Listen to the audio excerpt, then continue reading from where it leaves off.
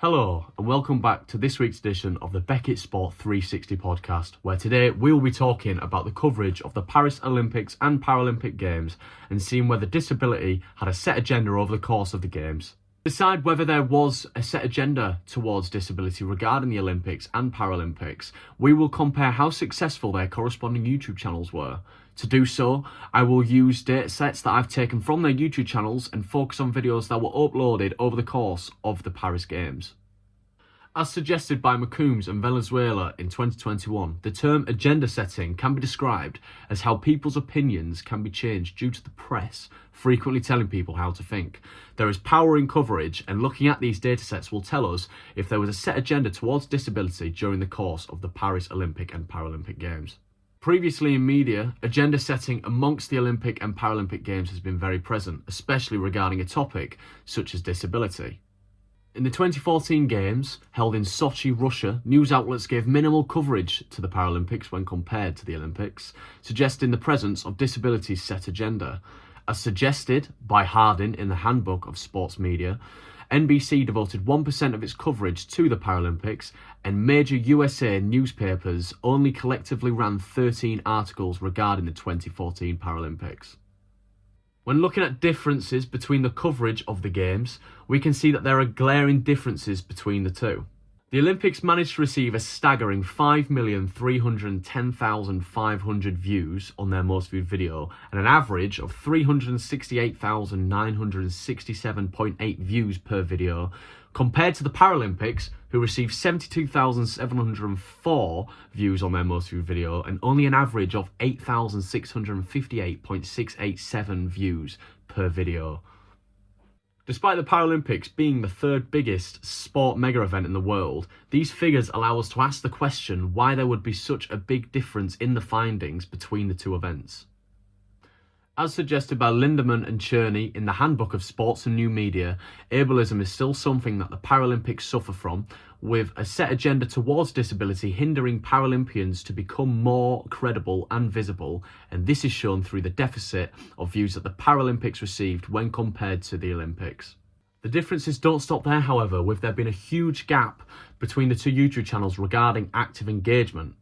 The Olympics' most interactive video had 58,223 likes and comments, compared to the 804 combined likes and comments for the Paralympics' most interactive video. The vast difference between the numbers shows that the Olympics are able to rein in the public considerably better than the Paralympics is able to do so.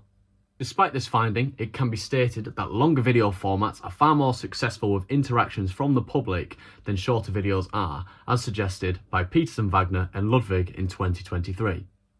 This finding would therefore suggest as to why the datasets are so lenient towards the Olympics, as they scored an average of 1,345.38 seconds per video, which is almost 3 times more than the average that the Paralympics scored, which was 459.2 seconds.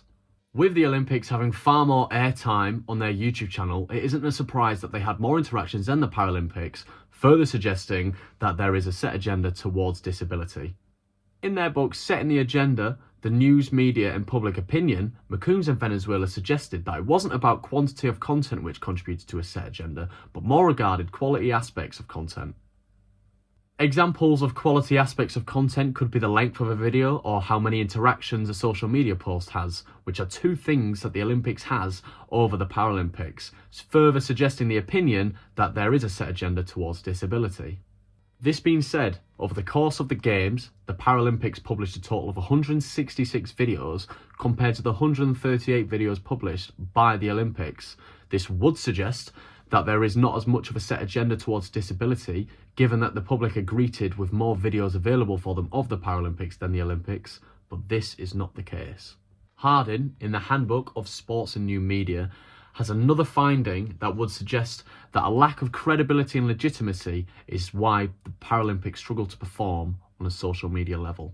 The most important issue that the Paralympics has is their overbearing association between sport and physical ability, and this therefore contributes to the stigmatisation of disabled sports as being non-sport, and this therefore contributes to the set agenda for disability. After analysing the datasets, it is clear to say that the Olympics were far more successful on their YouTube channel than the Paralympics were.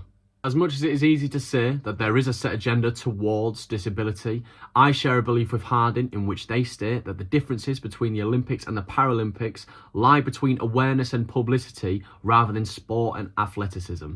However, this being said, the differences between the Olympics and the Paralympics in the data sets are far too staggering to ignore the suggestion that there was a set agenda towards disability during the events of the 2024 Paris Games. I'm afraid that is all that we have got time for this week on the Beckett Sport 360 podcast. Join us same time, same place next week where we will be talking about gambling in the world of sport. Thank you very much for watching and we'll see you next time.